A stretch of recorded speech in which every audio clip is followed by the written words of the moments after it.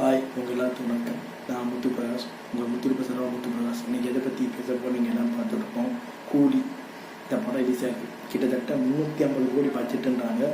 நம்ம தலைவர் நினச்ச படம் நேற்று ரிலீஸ் ஆகிருக்கு இந்த படம். இந்த படத்துக்கு ஏகப்பட்ட வரவேற்பு. ஏன்னா தெலுங்கு நம்ம நாகார்ஜுனாவும் கேரளாவில் நம்ம மஞ்சுமல் பாய்ஸுடைய புகழ் சோபின் நடிச்சிருக்காரு.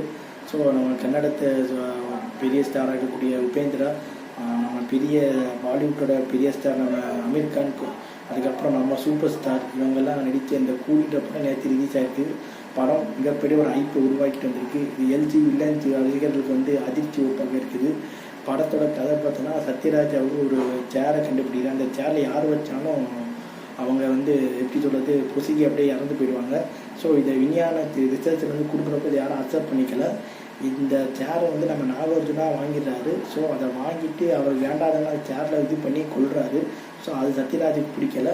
சத்யராஜும் கொலை செய்யப்படுகிறார். ஆனால் ஒரு மரணம், ஒரு ஹார்ட் அட்டாக் சத்து போயிட்டா நியூஸ் வருது.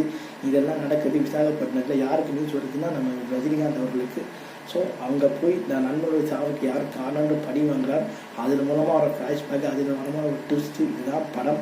ஸோ இதெல்லாம் நல்லா எடுத்துகிட்டு போயிருக்காரான்னு சொல்ல, ஒரு சிலர் நல்லா எடுத்துகிட்டு போயிருக்காங்கன்னு சொல்லுவாங்க. ஒரு சிலர் இது தேஞ்சு போன ஒரு டேபிள் கேர் மாதிரி பார்த்த கதை கிளைமேக்ஸ் டெஸ்ட் பண்ண முடியும், 40% 50% கதையை இது பண்ண முடியும், இது லோகேஷ் கனகராஜ் படமே இல்லைன்னு ஒரு சிலர் பேசிகிட்டு இருக்கிறாங்க. ஸோ நான் என்ன சொல்ல விரும்புனா, நல்ல தரமான படத்தை கொடுங்க. சன் பிக்சர் லாஸ்ட் கணக்காட்டுறதுக்காக இந்த படத்தை எடுத்திருக்காங்களான்னு கேள்வி கேட்டுட்டு இருக்கிறாங்க. ஸோ இது ஒரு பக்கம் பேசப்படுது. ஸோ இவ்வளோ பெரிய சன் பிக்சர் இப்படி ஏன் எடுக்கிறாங்கன்னு தெரியல. பல லீவுகள் முதல் நாள் 150 கோடி வசூல் வந்திருக்குது. ஸோ படம் பட்ஜெட்டை இடம் எடுக்கிறதுக்கு வாய்ப்பு அதிகமாக இருக்குது. 1000 கோடி அடிக்கிறதுக்கு வாய்ப்பு இல்லைன்றாங்க. ஒரு பக்கம் வார்ப்பு படம் நம்ம ரித்திக் ரோஷன் நம்ம தெலுங்கு ஜூனியர் என்டிஆர் நடித்த படம். இதுவும் கலவையான விமர்சனம். ஒரு பாலிவுட்டில் படங்கள் கூலி படம் ஓரளவுக்கு வரவேற்பு படலாம்னு சொல்கிறாங்க. அமீர் கான் இருப்பதால் இதெல்லாம் எப்படி நம்ம கூலி பேலன்ஸ் பண்ண போதில்லை. 1000 கோடி கன்னட மூவி அடிச்சிருச்சு, ஆந்திரா அடிச்சிச்சு, நம்ம இந்தியாச்சும் அடிச்சிருச்சு, நம்ம தமிழ் இண்டஸ்ட்ரி இந்த வாட்டி சொதப்பிடுச்சான்றதை நம்ம கேள்வி வருது. முதல் நாள் 150 கோடி, 2ஆவது நாள் அது எவ்வளோன்னு தெரியல. ஸோ நம்ம இண்டஸ்ட்ரி 1000 கோடி அடிக்குன்ற கனவு கூலி நிறைவேற்றுறான்னு பார்த்தோன்னா இல்லைன்னு ஒரு சிலர் சொல்கிறாங்க, இருக்குன்னு ஒரு சிலர் சொல்கிறாங்க. ஸோ இது எது மாதிரியான பலன் தெரியல. ஆனால் கோலிவுட்லேயும் சரி, பாலிவுட்லேயும் சரி, நம்ம டோலிவுட்லேயும் சரி, அதிக 100 கோடி பட்ஜெட் இருக்கக்கூடிய படங்கள் எல்லாம் பார்த்தோன்னா அதிகமாக அடி வாங்கிட்டு இருக்கு. எக்ஸாம்பிள் நம்ம கண்ணப்பா சொல்ல முடியாது ஆந்திராவில்.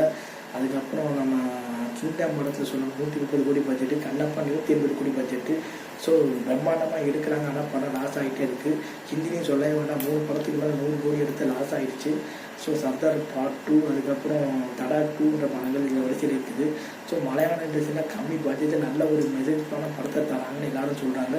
கோலிவுட் இந்த வாட்டி சரிக்கிடுச்சு, 1000 கோடி இந்த வாட்டி நம்ம விட்டு போயிடுச்சு. ஸோ மலையாள இண்டஸ்ட்ரி ஒரு கதைக்கு இம்பார்ட்டன்ஸ் தரக்கூடிய ஒரு கதைக்கு தான் நம்ம கோலிவுட் இப்போ சீரியல் அனுப்பிட்டு இருக்கிறாங்க. ஸோ அது இந்த கூலி திருப்திப்படுத்திச்சான்றது கம்மி தான் சொல்கிறாங்க. நம்மளுடைய இந்த கூலின்ற படம் ஒன்றும் போக என்னென்ன மசூல நல்லா போகுதுன்னு நம்ம பொறுமையாக பார்த்தாலும் சொல்லி என் வீடியோ முடிச்சுக்கிறேன். உங்களை விட முத்து பிரகாஷ். பாய்.